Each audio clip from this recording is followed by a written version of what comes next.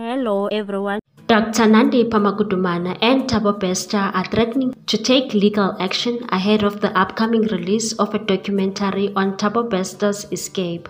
Tracking Thabo is expected to premiere on March 15 and features interviews by Group Up journalists Marisha Demons and Daniel Stein, as well as prisoners and prison warders at the Mangaung Correctional Center and the family of Katlego Bereng Mpho, the man whose burnt body was found in cell 35, the cell Bester occupied while he was in prison. Both Maguduma and Bester have instructed their legal teams to launch an urgent application with the Free State High Court to stop the docu-series release.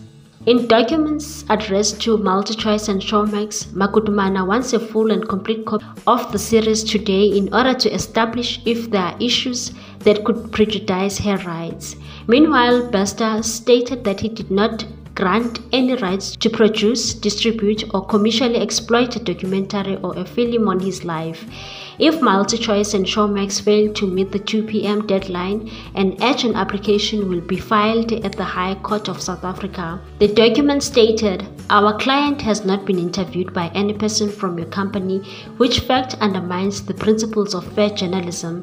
In fact, it is not known by our client as who stands to financially benefit from your intended activities. We shall deal with this aspect at a later stage." The larger-than-life story of South Africa's most famous prison break is produced by local true crime pioneers Idea Candy. Maguduma and Bester were arrested in Tanzania in April last year. The duo and along with their co-accused are expected back in court for a pre-trial in June. What's your take on this one, people? Thanks for watching. Please subscribe for more news.